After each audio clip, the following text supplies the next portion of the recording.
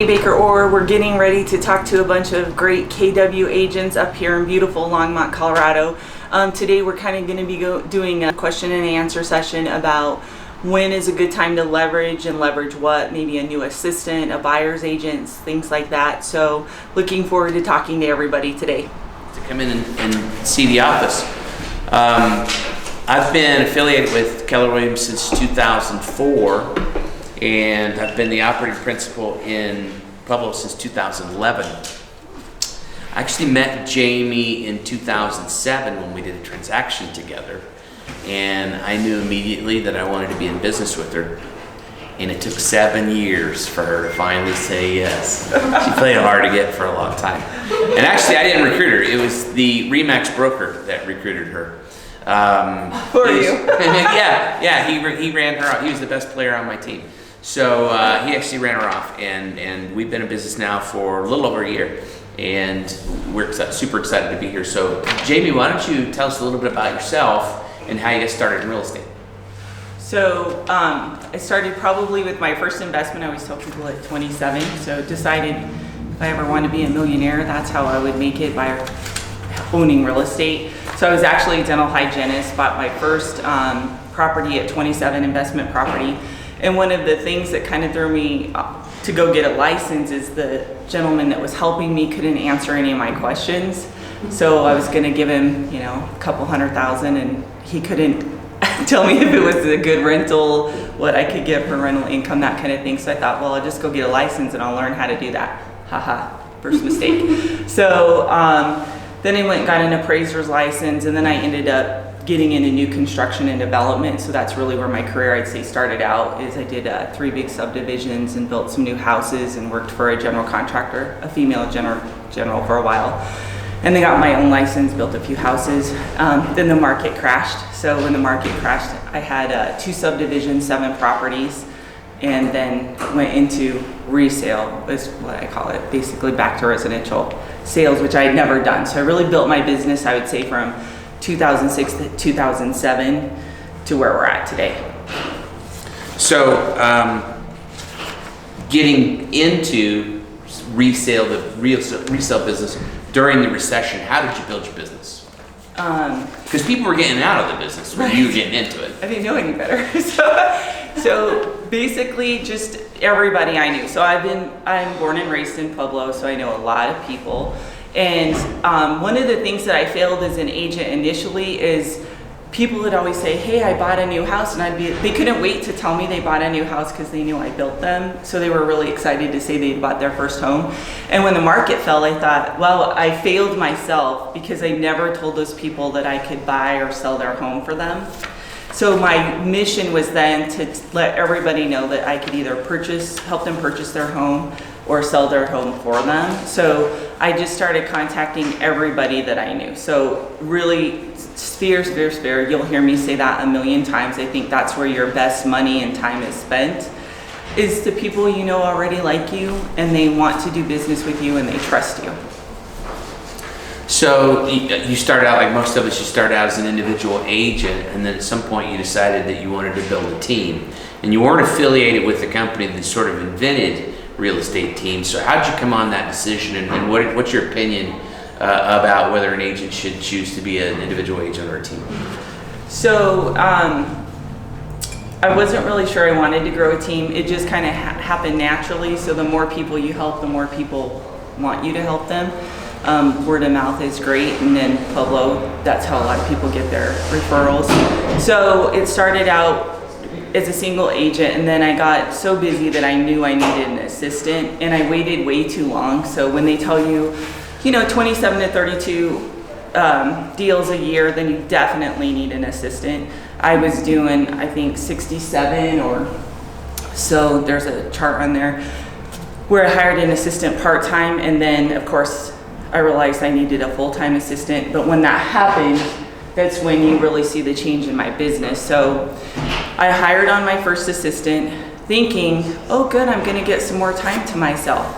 Then, So then, no, all it did was bring more business, because now we could get more business done, and I had more free hours to go show houses. So then when that happened, I brought on a second assistant, and she naturally transferred into a buyer's agent for me.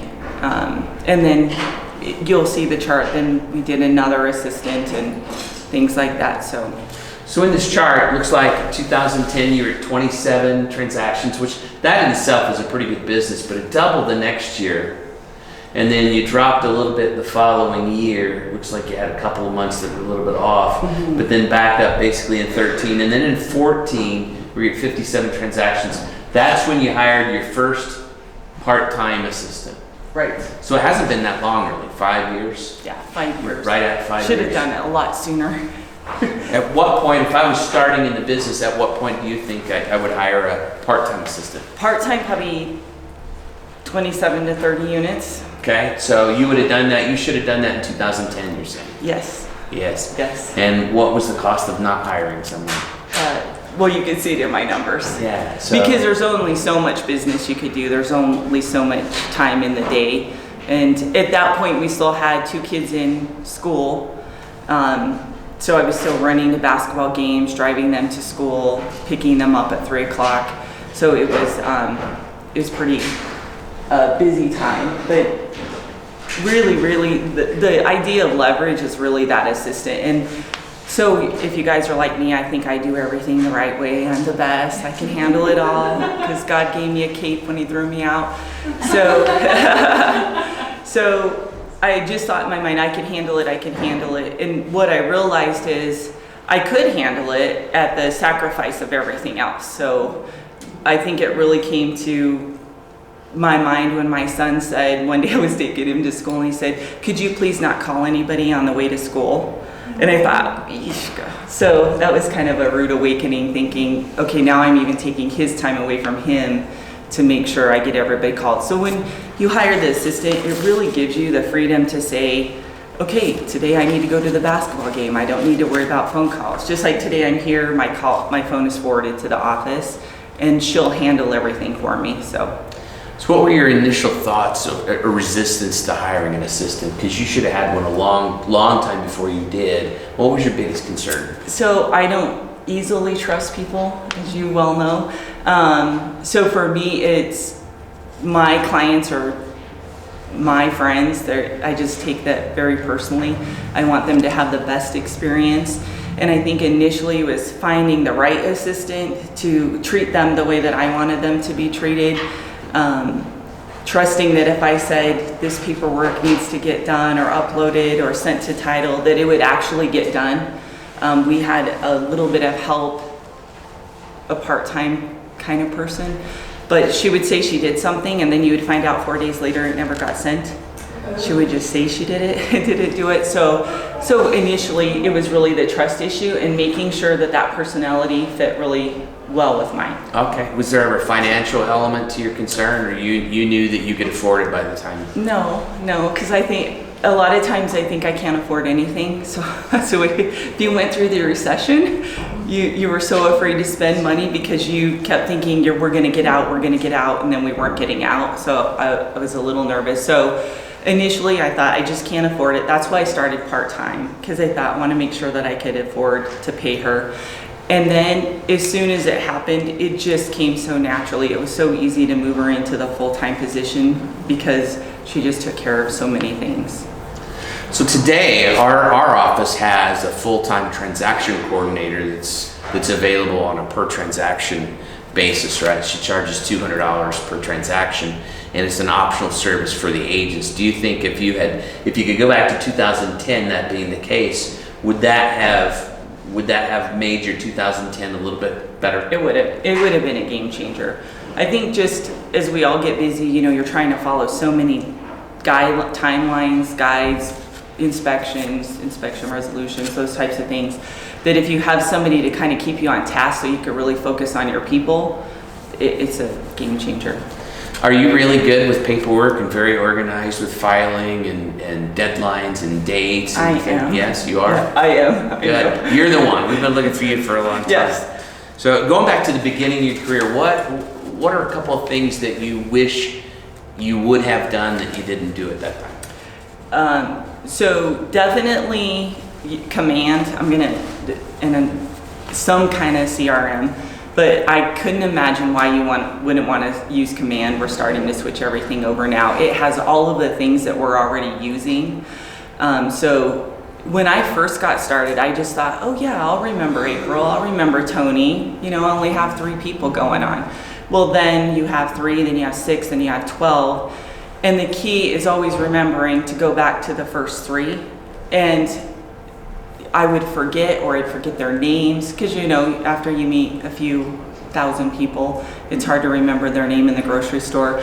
So I failed myself by not having that CRM probably the first 5 years of business, because now I have nobody to go back to.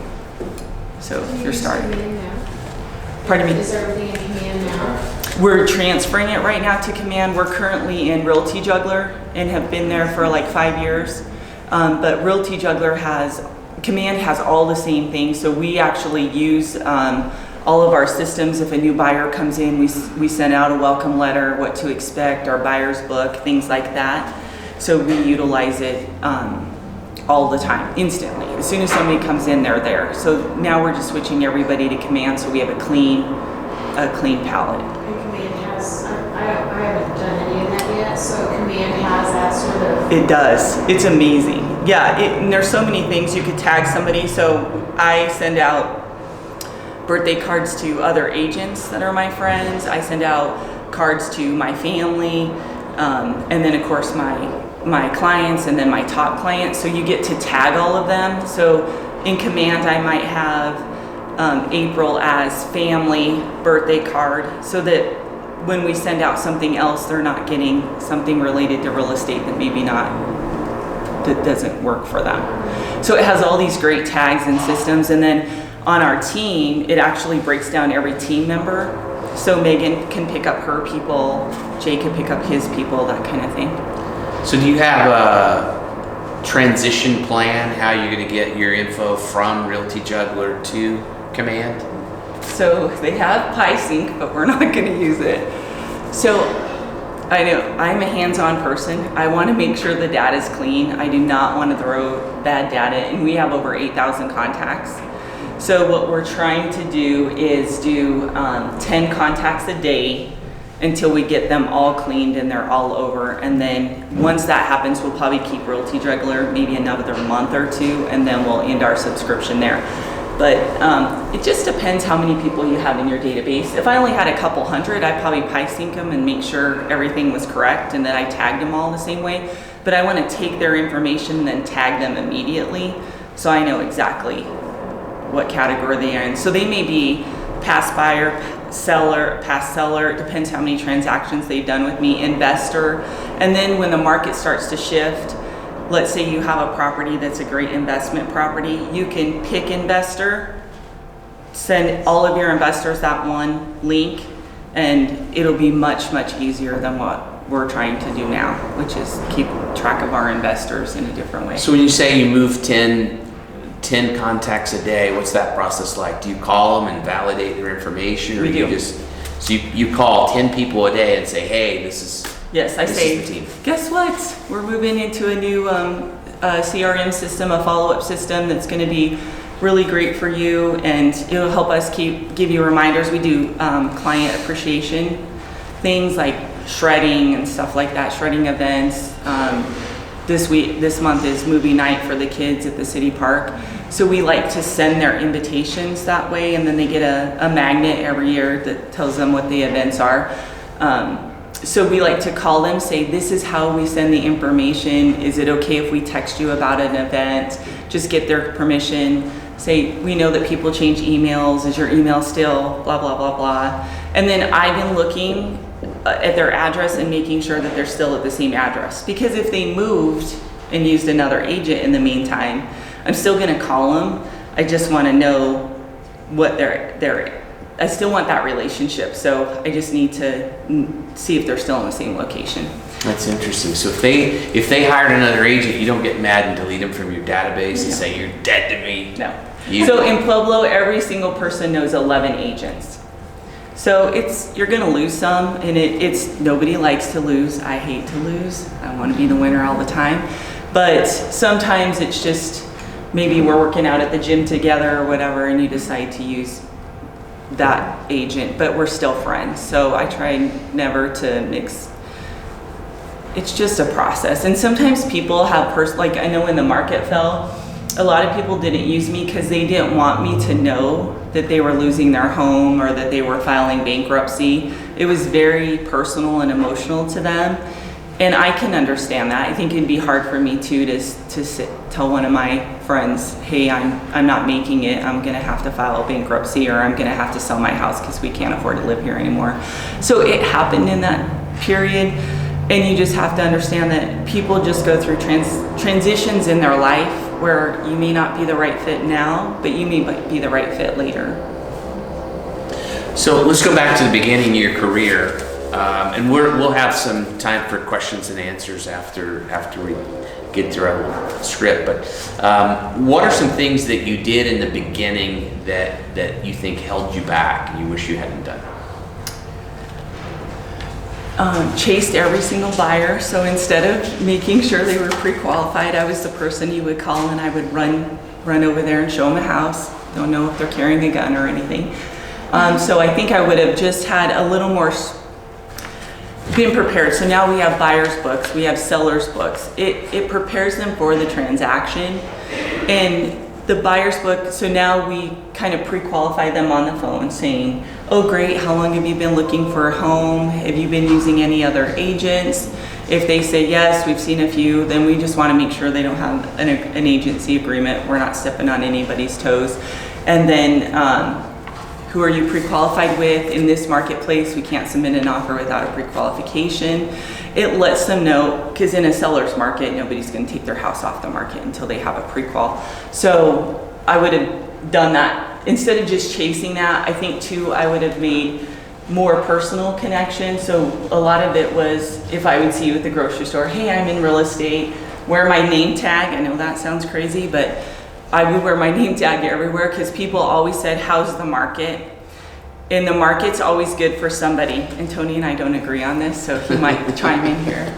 He hates that. But it's true, because it's either good for investors or it's good for sellers. That's the way I look at it. So when the market's down is actually the best time for investors. We can pick up a lot of things very cheap and then hold them and then sell them when the market is good. I don't think we disagree on that. A long time ago, someone said when someone asks you how the market is, you say it's unbelievable or something like that, that's sort of generic. So I think really we have the ability to say it is a good market. And in what we would call a down market, that's a great market for someone to sell their current home and upgrade to another house because they're on sale, right? Right. And so in today's market, it's a great time to sell. Maybe not necessarily to downsize, but if you're going into another market that's a little bit less on the upside, then you can take advantage of today's market, right? Right. And so it's always the context of the conversation. Right. So one of the scripts that I really like is, why do you ask, right? So you want to know if they're in the market to buy, if they're just snooping around, if they're making small talk. But it sounds like you've got a lot of scripts. Where did you come up with your scripts? Just continuing education. So I wasn't with Keller until last year, so that was my first mistake. I should have probably joined 7 years ago when he asked me to. So that was 12 years ago. Oh. 12 years ago, I gave you a red book, right? As a closing gift. I gave you a red book, and then you took it home and put it on the shelf, and then there it stayed until when? Last year? Yes, until we So you built this team really the hard way, right? Without a model. Yes. So what tips would you have for people that are getting into the business right now? Because it's pretty easy, and I think there's a temptation to just feel like we're all geniuses, right? Right. Because we can go out and put a generic sign in a yard, price it however we want, and just wait a little bit and then go to closing, right? And so what would you advise new agents to do to build their career and sort of bulletproof their career? So continuing education is the key to anything. The smarter you are, the better agent you become for your buyer or your seller. I think too, we're trusted advisors, and just like when I went to buy my first property and he couldn't answer one question that I had, I couldn't trust him with my money.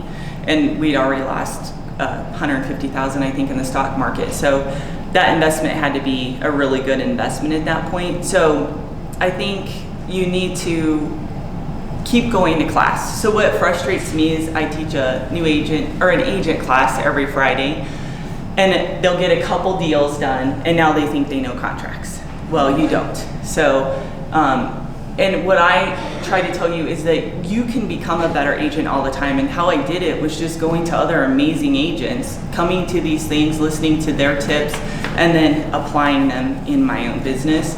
So don't quit learning. I still go to class all the time.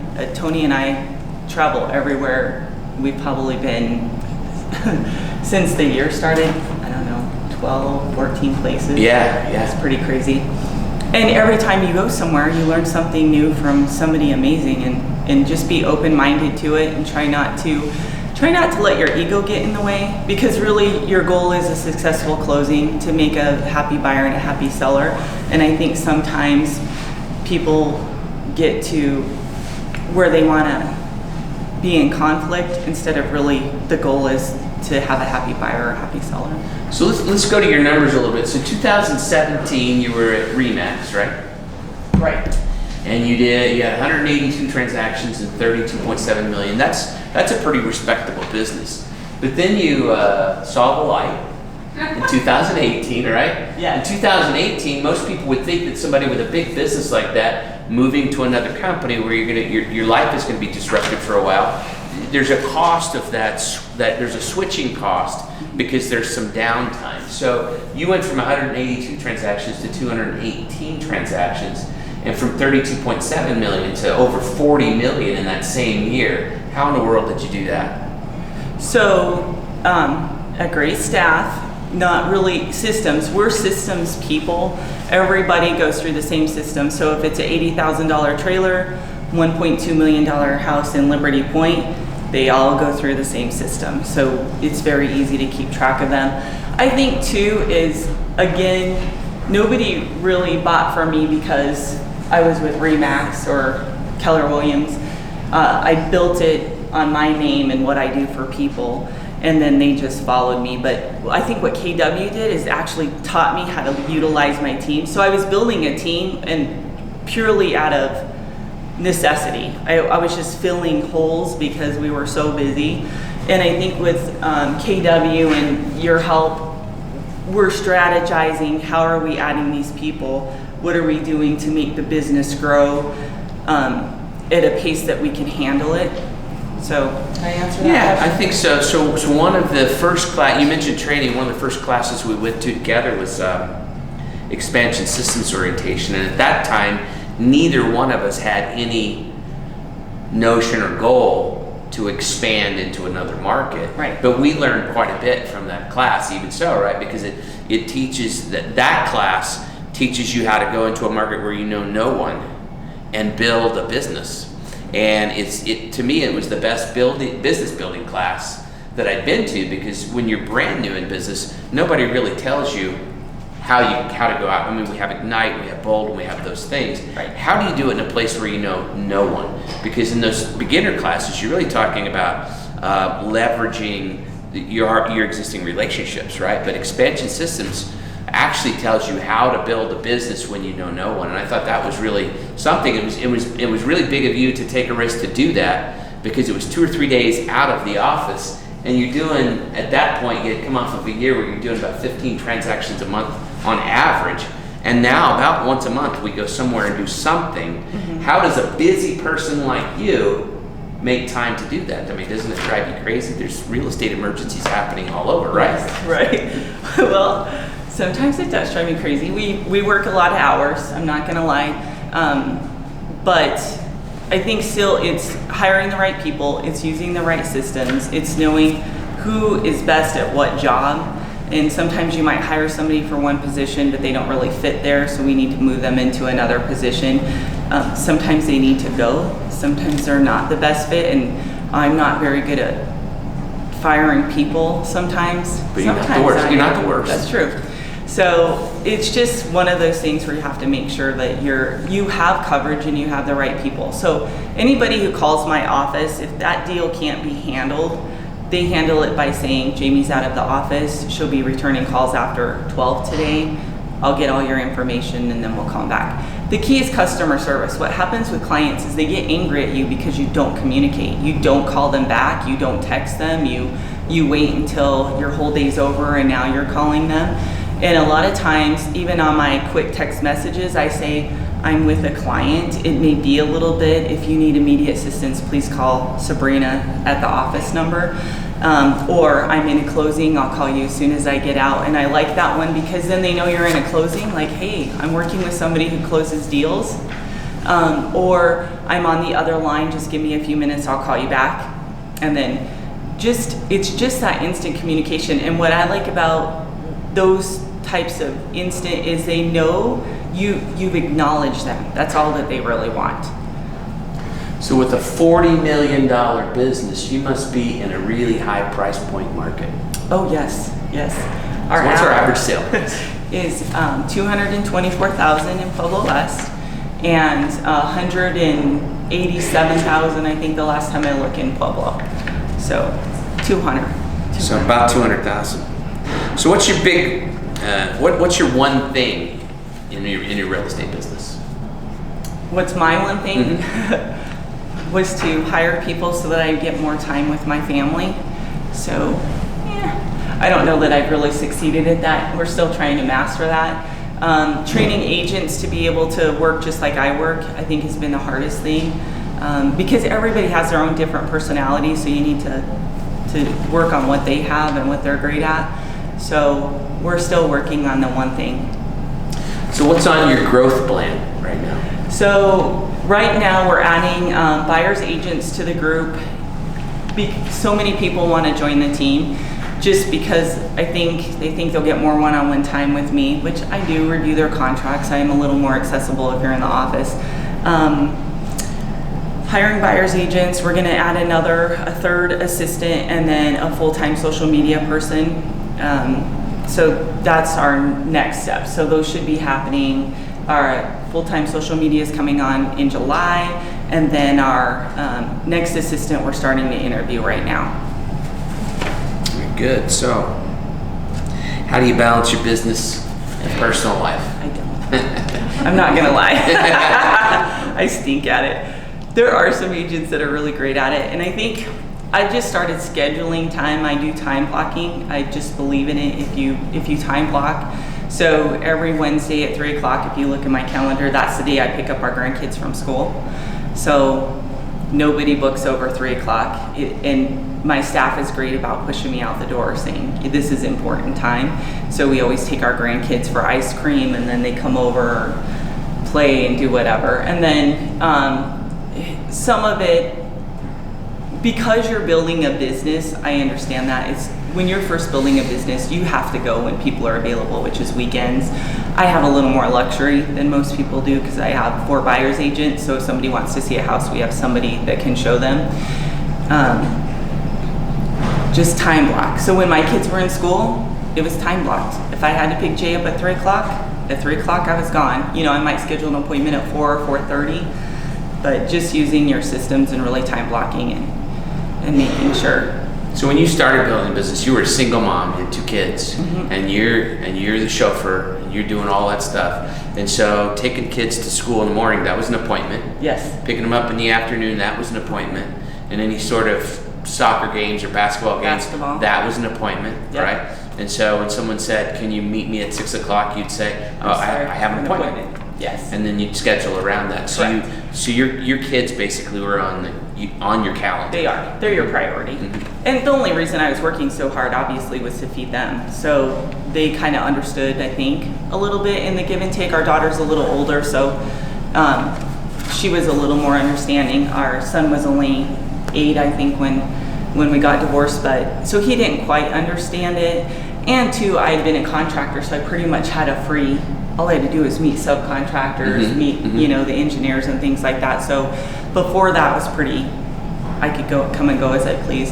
I think when you're answering to people, buyers or sellers, it's a little harder. And it's just those little key things like saying, oh, I'd love to show you, but I already have an appointment scheduled at that time. They don't need to know you're going to your kid's basketball game in when I first started, I would say, oh, my kids have a game tonight. And then I could hear the disappointment in their voice, like, oh, I'm not that important. And it's hard to say you're not as important as my kid. So I just learned kind of how to say, I already have an appointment or something scheduled at that time. And they're more understanding if you say you have an appointment than if you say you're gonna go spend time with your kids, which I thought was strange. I guess being a mom, I was like, oh yeah, that's That is important. kind of a screwed up part of our society, isn't it? Right. It's, I Instant. should be more important than your kids. Yes. Yeah. Yeah, or your husband, or your health. Yeah. That's Yeah. right. Yeah. Yeah, so I would have used you, but you chose to go on vacation with your family instead of coming to my listing appointment. Right, exactly. Yeah. Yeah. Well, let's look at a typical work day. Is this it right here? That's it, yeah. All right, so we start out at 7:30 in the morning and we end at 8:30. That night I did. Yeah. Okay, so take us through this. 7:30, you reach out to a new buyer. Right. So it probably came in the day before, and I was too busy to maybe return their call. So my assistant would have said, you know, you need to reach out this person first thing in the morning. So just touching base with them, saying, I'm sorry I didn't get to return your call. I was working late last night. Your priority today, and then just see what they're doing. We had a low appraisal that day on their purchase, so we're reaching out to them regarding the appraisal and the things that we can do. Returning phone calls and emails from Sunday. Oh, so this was a Monday. So yes, this is probably a typical Monday because Mondays are crazy at our office. That day, I believe we had 16 offers come in on 3 properties, and it was crazy. So it took up so much time. It was just, and I review every offer, I highlight every offer, and then I send it over to the sellers in a multiple offer sheet that just highlights the pros of every deal, the pros and the cons. So we are working on that, and then reached out to a listing, fixed some contracts, some timelines, some contractors, probably setting them up to go to a property. So the good news is I have a lot of subcontractors because I was in the business, so I send a lot. I end up being their site supervisors, what happens. And then schedule offer on a property, return calls, drive time to our next appointment, listing appointments. This day was pretty crazy. And a lot of times I'm on the phone in the car, so I wear like a headset. Some people have it in their car, but my kids don't want to listen to the conversation. Now my husband doesn't want to listen to it, so I always put him on my headset. And then just basically trying to show houses that night, and that was a last minute showing. He just took in some of my time, and then coming back, I think we had to show houses and then present a counter. That's why that was so late that night, is by the time I got done showing the houses, I had to present the counter that we had on another deal that was on, that probably came in Friday. And then when I'm sitting on the couch, I go through my inbox because they'll leave things marked for me as priority to read through. So having an assistant, without them, I just couldn't do it. There's just not enough time in the day. There's barely enough time in the day to get everything done that we need to. This is probably a little extreme. Normally I try and be done by 7. I get home at night. I'm worried my husband's gonna watch this and be like, oh, I wish I was there. So I do get home every night by 7. And then I do kind of filter through the emails, but I try and stay off the phone so that he thinks we're getting quality time together. But sometimes it doesn't happen that way. Where's lunch? I don't eat lunch. I take lunch with me. So I Where's probably eat mid-morning break? No. Afternoon break? No breaks. Dinner? Happy hour? None of those are in there. Once I got through at 8, we ate. So it's, you know, everybody has different goals. I know that. So when people look at my schedule, they're like, God, no, would I want to work like that? And that's okay. My goal is to do this, build a team that's very successful without me, and then my schedule will be a lot lighter. I'll just basically be managing agents, looking over contracts, maybe resolving some of our issues, but that's really my goal, is to build really strong agents that could do it without me. And this is years. This isn't, I didn't walk into the business, now my whole day is like this. It's been years and years, so. So that's not every day, that's some days. Most You days. don't say, hey, it's 5 o'clock, it's quitting time. it's Never. you No. prioritize your tasks and you're very goal-oriented. Wednesday afternoons, Yeah. 3 to 5, 3 to 6, and then I get back to work. And then, but you on some pretty nice vacations too. And one thing that I Yes. appreciate about you is you don't just go on a vacation with you and your husband. You take the whole crew, right? So one of the things this enables you to do is pay for the entire Right. family, right? Right. To go and have a vacation. Right. So last year we took our 4 kids, their significant others, and our 2 grandkids, or 3 kids, sorry, one of our kids couldn't make it. So I think there was 12 of us. And we paid for it because my husband and I would go on vacation. We're like, this is kind of boring because it's just us, you know, and we're like, wouldn't it be nice if we had somebody to share it with? And as your kids mature and they get older, you really don't get any time with them. So we decided we were going to save our money and just go on a family vacation. So last year we took our kids to Mexico, and this year we're taking my parents to Alaska. And that's coming up pretty soon, right? Yeah. So for me, all of this is for that reason. I really enjoy that just 7 days or 10 days where, you know, watching our kids every day grow up as adults and just having that relationship with them.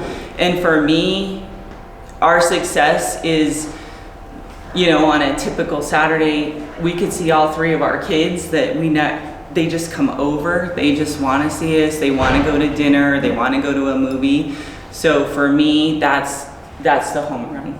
It's awesome. So, how do you track your numbers? Because numbers are the language of business. Right. So Sabrina tracks them all, an assistant, and this is why you guys need somebody. You can't do everything, and your numbers are really important. You need to know where is your business coming from and what's really working financially. So we've tried a bunch of different things. We've done farming, we've done commercials, we've done mail outs, we've done newsletters, we've kind of done it all. And now we're doing client events. We committed to that for 5 years and see how it works. But this is our 2nd year, and so far every client event was bigger than last year. So we're excited about that. And it's nice to see your clients. But I have to know that we're on track. So I stink in the first quarter because I love Thanksgiving and Christmas. So I like to be home or shopping. So my first quarter always stinks, so I have to kind of watch what I'm doing. But then Megan's first quarter is usually always killer. She does. So she's your first buyer agent, right? Yes, Megan? sorry. Mm-hmm. And so I just have to track what we're doing and then what our expenses are. So we need to make sure that we're producing as much as we did at least last year, especially if we're adding staff to come on and join us. And initially when I first got started, I was just like, okay, I just want to be able to make $50,000 or $60,000 to make sure I can support the kids. And then every year, once I would do 27 or whatever, then my next goal would be, okay, next year I want to do 30.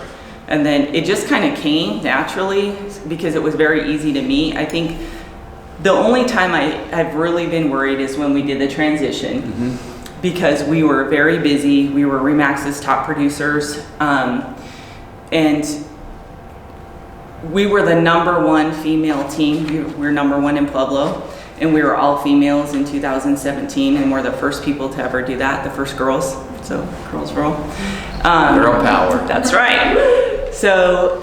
But now you don't have that. Now you're just #1 team. Right. You're like just #1. Right. So initially my goal was not to be #1. My goal was to feed, and then of course maybe buy a new car or get another house, that kind of thing. Go out to dinner, not worry about it. And then it just kind of naturally grew. But you have to watch your numbers, because if you're not on target, you have to have those conversations of That's me. I thought I had that. I'm sorry. beating starts, who has the whip. So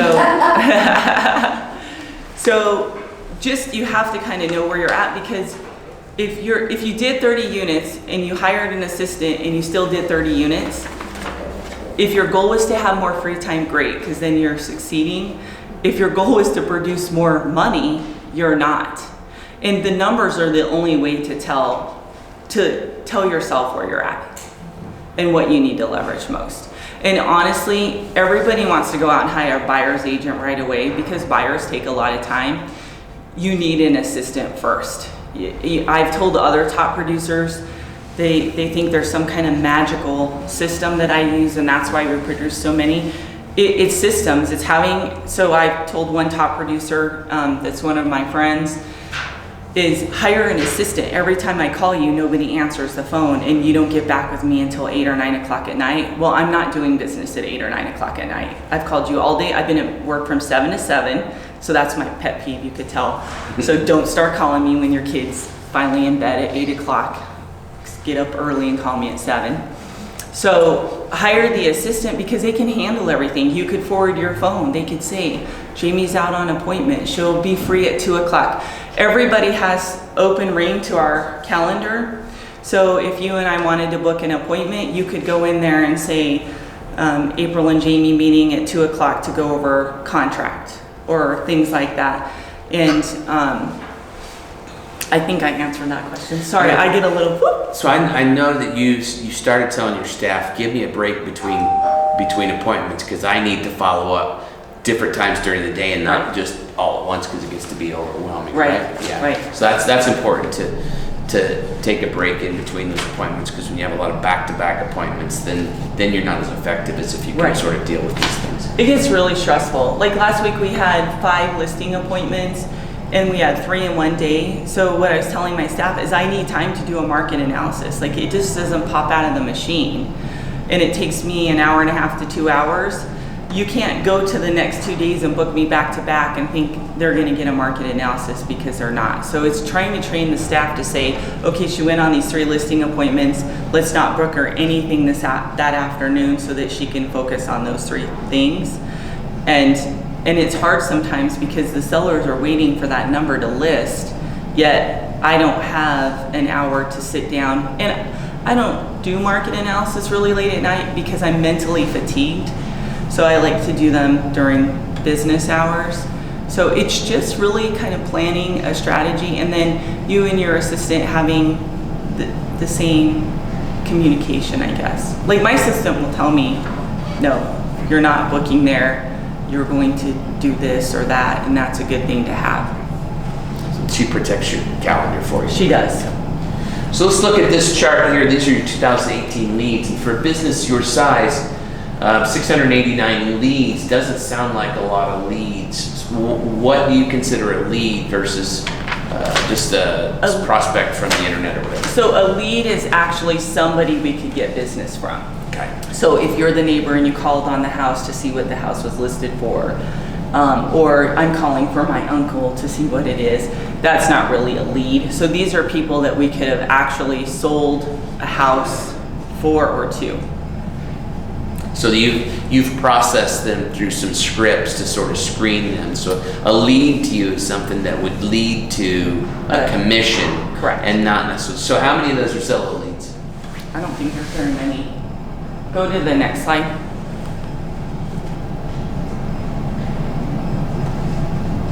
I would say part of them are probably internet, but honestly, I think we closed 2 Zillow leads last year out of all those leads that we got because they're junk. I'll tell you I hate Zillow right now. Go ahead and film it. So really you can see that most of our leads come from past client or sphere of influence. So past client was 57, referred by past client or someone in our sphere, and then sphere alone would have been just if Tony knew me and even though we'd never done business together, still referred me based on what he's heard about me in town. And then the internet ranking search, that's really important to ask people for feedback, to please leave a review, because it's amazing how many people just go on the internet, get the highest reviewed person, and call us. So it's important to get that feedback. So like a lot of top agents, you have a lot of different spreadsheets, you use Realty Juggler, you have some other sort of programs. How do you think Command is going to help you sort of put it all together? We figured it would get rid of 6 of our systems. Okay, and what do those 6 systems cost? I wish Sabrina was here. I don't know, I would imagine they're probably costing us, I don't know, $300 a month probably. Okay, that's okay. Yeah. All right. Sorry, she does the numbers too. So we already talked about your most productive way to generate leads is talking to your sphere. How often do you talk to your sphere? You have how many client appreciation parties? Almost one a month. One a month. And what else do you do to contact your sphere? You're calling them to invite them, calling them for feedback, calling them to tell them about the next one. So you're really a heavy communicator with your sphere members. Yes. And don't text message all the time. Get on the phone. It's the only way to build a relationship. And I know a lot of people like to text because it's quicker, or email, because when things get hard is when you want to text or email, and that's when you really need to pick up the phone and build that relationship. And no, there's calls I don't like to make, but I think people respect me because I make the call. Like, they knew it was hard for me to call because something's going wrong, and I think that's how you build their trust. But it's just that, hey Tony, come, invite your kids, invite your grandkids, that kind of thing. Seeing them out on the street. We do certain coffees or birthdays, so some of my favorite clients, when it's their birthdays, Sabrina sets up a lunch for me to take them to lunch for their birthdays, or a coffee, anything like that. That's a part of my job I absolutely love. And we handwrite birthday cards. I handwrite birthday cards every month. So every month I have my staff go through our whole list, and they just do a stack of cards. They address them all for me, handwritten. I don't like anything that's computer generated, I guess. And then I write them each a handwritten note for their birthday every year. That is what I love about the job, is the relationship, and that they're my friends. Even if they bought a house from somebody else or they did something, we still have a relationship, and that's important to me.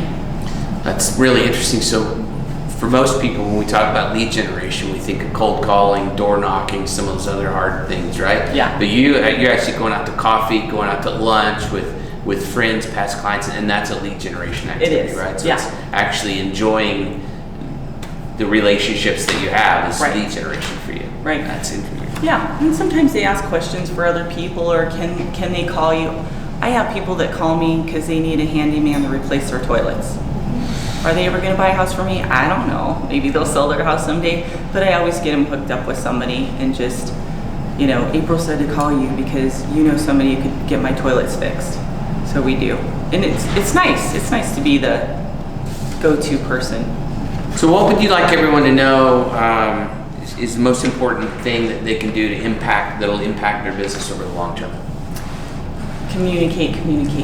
What do you ever make mistakes or drop the ball? I quit every month because people always say, "Oh, you're so great at this." I'm like, "Oh no, I quit every month. You're just catching me on a good day." And my husband already knows, don't try and solve the problem. Just wait it out. She'll go back to work. It'll all work out. So how do you interact with the agents that have maybe a less experience, or the ones that just don't do quite as good of a job? But how do you role handle play? that?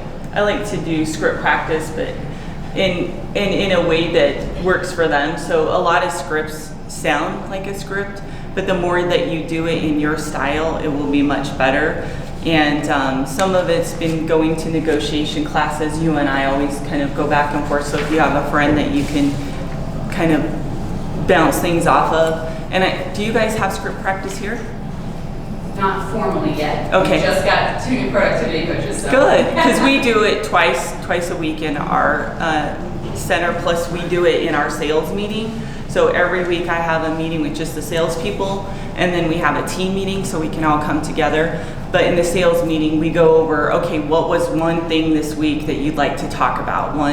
Either one conversation or one closing or one listing, or maybe another agent, what was that kind of threw you off? And then all of us kind of give how we would resolve it, because all of us have different personalities.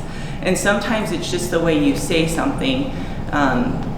We've had people, so Jay, my son's in the business, and he's 22, and he was selling some lady's house. Well, her husband had died. She was emotionally attached to the house. She didn't want to move, but had to move for financial reasons. And Jay was frustrated. It's because Jay hasn't had enough life experience. I said, Jay, for her, it's an emotional. It's not the house. It's really not the house that's upsetting her. It's that she has to move. She's angry at her husband. and you're just kind of her counselor during this time. And I think when I put it that way, he saw it differently, because at 22, he just hasn't experienced it yet. And so having that conversation with him, it kind of clicked. Okay, this is why she's upset. It's really not the process. So this is Jay, this is the kid that said, Mom, could you not talk on the phone while you're taking me to school, Yes, right? that would And now- never be a real estate That's agent. right. That's right. He told me Right. I would never do that. And then he saw some of these numbers and he goes, okay, that might be what better than sacking groceries, right? Right, yeah. Yeah, so sometimes along the way you've doubled your business, then you sort of hit that ceiling of achievement, Right. and then you went from 14 to 15, from 57 to 96, so almost a doubling of business, and then you kind of leveled out there around the 100 mark. Then you go from 106 in 16 to 182 in 17. That's pretty impressive. What were some of the setbacks along the way there? Some of it is systems. So we were developing our systems at that time, and a lot of times we would lose people because we would forget them, which is easy to do when you get really, really busy and you have a life. Sometimes you just think, darn, I forgot to call so-and-so back 3 days ago when I set him up on that search engine. Part of it too is finding the right people. So Megan came on as a buyer's agent, came on as an administrative person first, and then just saw how busy we were, and she was licensed. So then she's like, I could go show houses for you, I could do this. So then she just kind of grew into a buyer's agent. So I think when you look at our numbers, part of that was that transition too. And the goal for me at this time was not to build a team. My goal was to have more time with my family. So when that was happening, it was a little better. So I was heading to the gym, I was doing all the things that I love to do, getting out of the office earlier. And then as her business grew and my business grew, then we got big again, so. All right, so what were the, what kind of support did you have at your previous company for building a team? None. None? None. That was a quick answer. Yes. Like, what do you mean none? 0. So when we started building a team just by numbers, by accident, I went to our broker owner and said, can you help me build a team? What do I need to do to build a team? I have no idea. This was not what I set out to do. I just need help. And he said, well, just hire people, just hire people and they'll help you do it. And, no hire an assistant, no hire a buyer's agent, just hire people. And I said, well, there's gotta be more to it, right? Because I'm thinking it just can't be that simple. So, him and I didn't have the same vision or standard of ethics, I guess. So him and I had a falling out over a deal, and I had been talking to Tony for years as a friend, and every time I had an issue with an agent, Tony was open to say, hey, let me talk to them. There's two sides to every story, which is great because he never threw his agent under a bus. And if they were wrong, he would say, this is how we're gonna fix it. And if they were right, he would say, maybe you should consider this, because I'm not always right? So that's hard to do when you're recruiting someone, right? And you're like, no, and you're wrong. You respect it, because I like people who can tell me that. So nobody's ever right all the time. And sometimes it's just your perspective of looking at it a different way, because we're in the deal, we're very emotional for the deal, and I think that gets into play, and I'm as guilty as every agent. And I think, so then when we had the falling out, I called Tony because we'd been talking for years, and I said, it's time to make the transition. I want to build this team, da-da-da. Oh, great, well, I have this. So immediately, the minute I said that, KW has a system for it. And I'm like, oh my God, I should have read that book 12 years ago.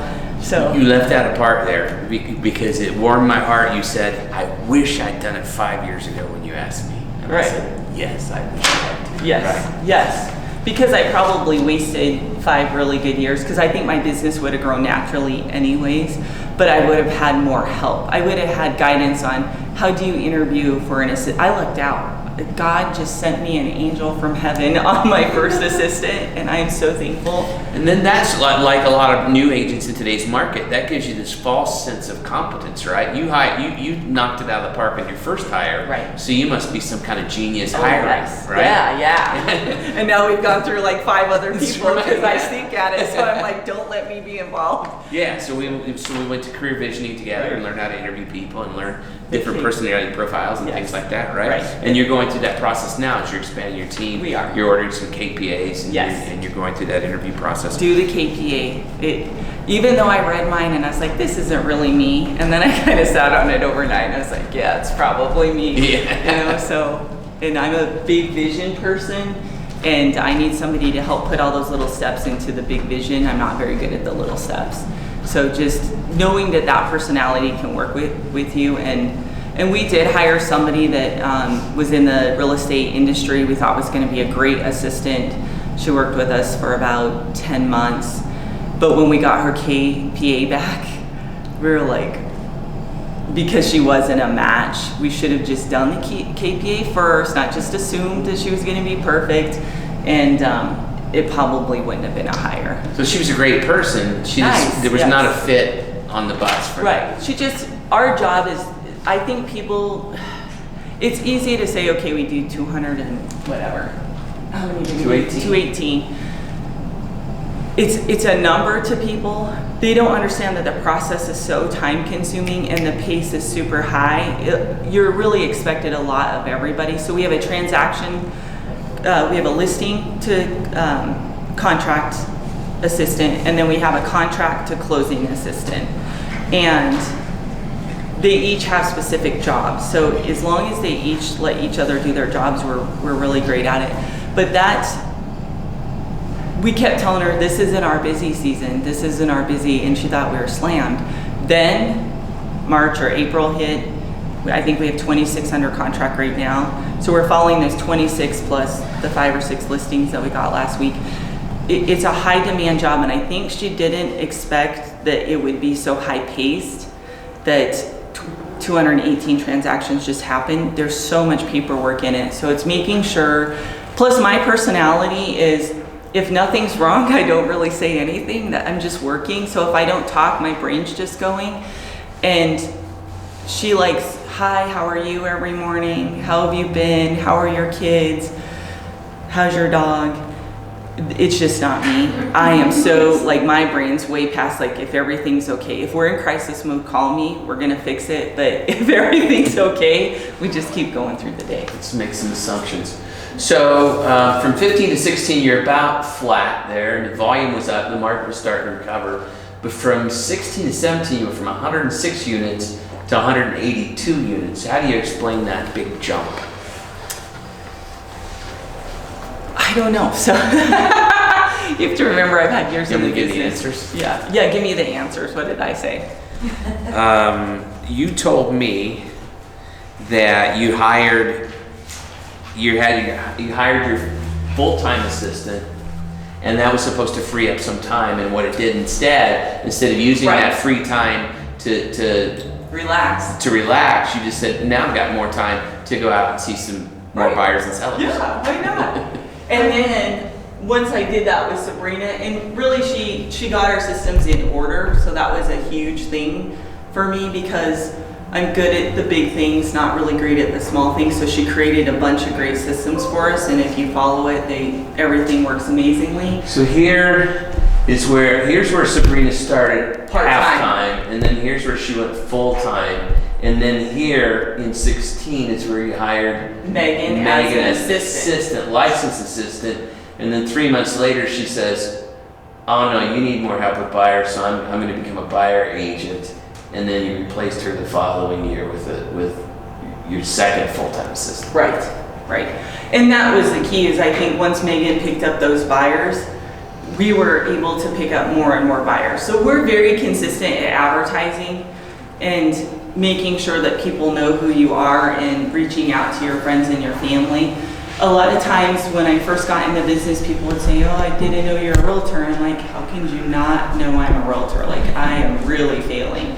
So making sure you always have business cards, making sure you wear your name tag everywhere. I give people free advice all the time. I had one of my good friends, his son decided to buy a house, bought it from somebody at the gym instead of me, which is fine. His dad obviously wanted him to go with me, and he felt more comfortable with somebody that's similar to him, which is fine. But then they got in a sticky situation, and he's like, I just want to make sure I'm correct on this. And I said, I eased his dad's things. I said, I think you're going to be fine, blah, blah, blah. Because when his dad goes to sell or buy, I'll be his agent. So even though I'm not in that transaction, it's still just calming his nerves. And then he tells everybody, Jamie's the best, here's who to go to. So your reputation's everything. My staff has the ability to fix anything. If we forgot a refrigerator and we put it in there, we're buying a refrigerator. If you forgot the window of that, it's life. We forgot a window of that, let's make it right. If the hot water heater breaks the day after they move in, we send a plumber over there. The sewer backs up and we hear about it. We just want to make sure that they're taken care of. They're already in a high stress situation, and you're really their relief from that. So, and we get stressed too. I get stressed all the time. People are like, oh, I'm like, no, I'm ready to explode. I'm just not showing it to you. And just making sure that you're their advocate and that you're doing those things. So if you do have an assistant, give them the ability to say, yes, we're gonna fix it, because they should be able to. Unless it's thousands and thousands of dollars, then we need a phone call. But otherwise, hot water heater, microwaves, those kind of things, that is an easy fix, and they'll always use you. They'll always refer you to, because they know you're going to do the right thing. So we all kind of understand that people are going to make mistakes, right? So I try not to judge people on the mistakes they make, but how they respond to the mistakes they make, right? And so when you make a mistake, you get out your checkbook, and it's just sort of a future marketing cost, right? It is, right? It's just, if you made a mistake, say, hey, I made a mistake. If I forgot to call somebody, I call them and say, I am so sorry I forgot to call you. I apologize. I got busy doing this, which is no excuse. How can I help you? Like, it's okay. We're not Wonder Woman, even though I want to be. We're human, and sometimes I think people forget that, and they treat us like we're robots. Like we have nothing. They're the only client that we have. We're only working with one at a time. And sometimes it's just saying, you know what, I'm sorry I was with another client and you have my full attention. How can I help you? That kind of thing. Cassidy, did you have a question? Yeah, I'm not cutting you with questions too soon. No, I only have one more thing, so go just go with ahead. your question. Okay, when you hired your part-time assistant and then as she moved into full-time, can you tell me about what kind of jobs and job description you had for her? What was she doing for you? So initially putting in all the listings in the MLS, uploading all the photos, because at that point I was still taking photos myself of the houses, giving... That's crazy. That's crazy. Okay. I was like, how busy you were. Yes. That's good. It's a little nuts.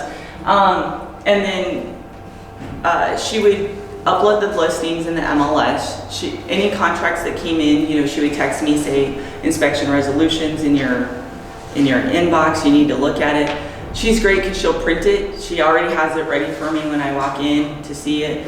Answer the phones, send all the stuff to title, send all the stuff to the lender. So basically she was the transaction coordinator at that time. I would say and she trained herself.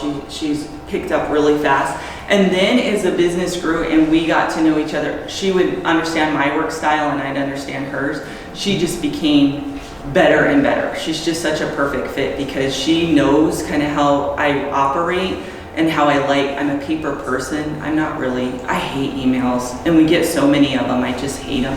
I'd rather look at paper and kind of write my notes and think about it and then send what we're gonna send.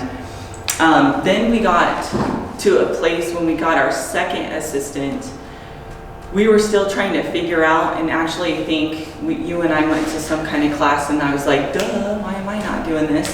They were doing each other's jobs. So I had two assistants and one would do something and they're like, oh, I was just gonna do that. And I'm like, how can we organize this? I go to a class and I'm like, well, I have a listing to contract person and then a contract to closing person. And I'm like, light bulb. because I was so busy, I just wasn't thinking about it. And we changed their roles that next day, and it has been so much easier because then everybody knows what they're responsible for. So initially she was doing all of that, and I always do the contracts, obviously. Even though she could be licensed, she took the Oliver class, but hasn't taken the test yet because I think she doesn't want any more work, which I don't blame her.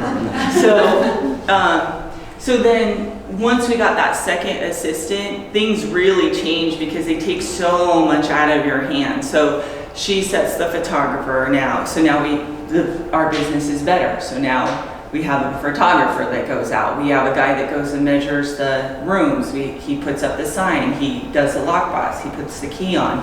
So really my position is getting the listings, working them through all the contracts, and then the girls take care of everything else. They take care of the photos, the listing, getting it to the title, getting it to the lender, and then I just answer contract questions, and then they set up closing. So really they build a relationship with our clients throughout the whole thing as well. So the clients feel comfortable calling them. So did I answer your question? Yeah, who does all your database management and things like that? Sabrina right now. So we've hired 3 assistants in the last year to do that and have let all 3 go. So we're not hiring the right person. So we're interviewing right now we've decided, we all got together and said, what really would their job description look like? Because I stink at this. So, Jay's like, they should be answering the phone. I think Sabrina and Amanda get too distracted because they're in the middle of something and the phone rings and they got to stop what they're doing. And I thought that's a great idea because I'm not thinking about that. I'm thinking, well, they're doing a great job now. And then, what are they going to do? They'll be responsible for getting our social media stuff over to April. They'll be responsible for our buyer's books. I'm a paper person, so everything's in a file. So we do buyer's books that are in binders. We do seller books that are in binders. We do a pre-listing questionnaire that is on Google Docs because I want to know about their house before I go out there. Because anybody who says you could walk into a house and tell them what it's worth, unless it's in a subdivision with all kinds of houses that are very similar, I don't believe that because the improvements make a huge difference in what you're going to list the house for. And it's nice to have somebody, I always use this, that your house may be superior to the other homes in your neighborhood because every seller thinks their house is superior to every home in the neighborhood. When you say that to them, they already like you because you're telling them you love their house as much as they do. And it may not be superior, but those are the verbiage that I use. And I say that's why I do a 2-step listing appointment, is I like to see your house before we do that. And they appreciate it because then they take me around, they tell me all about their house. I could see how the floor plan lays out. If it has a funky floor plan, if it's next to the highway, is it next to the school, those kind of things. Because then I could say not everybody's gonna wanna live by the school. So we're probably, here's our target market, and this is what we're gonna go after, and this is how we're gonna do it. Go ahead. What's in the buyer's book and the seller's book? Just curious. Did you build it yourself or is it something? We did. No, we built it ourselves. So in our buyer's book, we have an introduction to our staff, everybody that they'll work with, the 10 things not to do while you're trying to buy a house that will kill your deal. Don't change a job, don't go open a credit card. I know it's Christmas, don't max out your things. Don't go buy your furniture the day before closing. All the things that people really, it's very easy for us because we do it all the time, but they never think, oh, I should have bought my furniture last night. So we've literally coached them through the entire deal. What else is in the buyer's book? An example of what the lender will need. So there's a sheet in there they can rip out or take the book, but 3 years of tax returns, or no, 3 months of bank statements, 2 years of tax returns. So we got that list from the lenders that we use so that they already know before you go into the lender, these are the documents they're gonna be asking for, so go get them out of your storage unit or wherever they're at. And then how the process works, because it's so easy for us, we do it every day, but literally saying, we're going to set you up on a search engine. We're going to go look at houses. We're going to tell you the pros and cons. We're going to write an offer. At that point, we need a pre-qualification letter. We ask for the pre-qual before we set them up on their search engine, but I physically have to have it before we write an offer. Then if we write the offer and we get accepted, here's what can happen. We could get accepted, we could get countered, we could get denied. Kind of just writing the process, and you would be surprised how many first-time buyers, they read it from end to end. And then they kind of have an expectation of what's going to happen during the transaction, and I think it reduces their anxiety because they know you know the game plan. And then the things not to do that kind of thing. An example of a closing sheet, what it's going to look like, what's the number they're looking at bringing in, those types of things. And then Megan is great about bringing people into the office to go over the buyer's book so that she can start them on a search engine right when they're in front of the computer. Because the great thing is you say, I want a house for $200,000 in Pueblo West with a basement. All I gotta do is pull that up and zero is gonna show up. But when they see the zero, then they understand what's the 80% that you really need in a house, and let's focus on that 80%, and then 2 or 3 may show up. So then it gives them an idea, we're in a seller's market. You're not gonna go out and choose from 100 houses. If we're lucky, you're gonna have 10 houses to choose from to buy your house. So we set them up for that. Actually, all the buyer's agents do. And then on a listing, on our listing books, I have things like, how are we gonna market your house? What are the places that we IDX to? Our numbers, because people used to always ask me, do you sell a lot of houses? That's relative. I don't know. What's a lot of houses? A lot of houses to some people could be 20 a year. For me, a lot of houses, you know, I want to sell 1,000 a year, but so I just put my numbers in there so that they could show that I'm growing. And I think part of it's just knowing that you have the experience to get it done.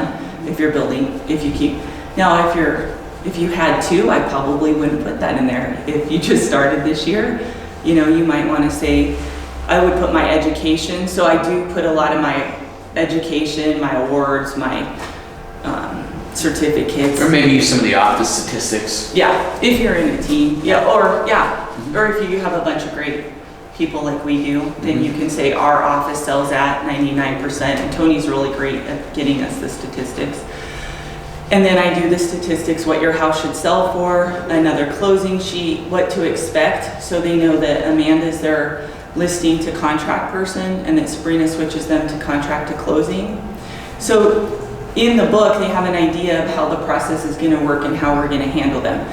Because they can't call me for everything. I just can't do it all. And Hey, so we're just finished up here in the Longmont KW office. How'd the interview go, you think? I thought it went great. I had a really good time. So we were actually scheduled for an hour and we went 2.5 hours. So that's an indication that we did a good job, right? Yeah. Yeah, awesome. Yeah, a lot of great agents. Thanks for having us.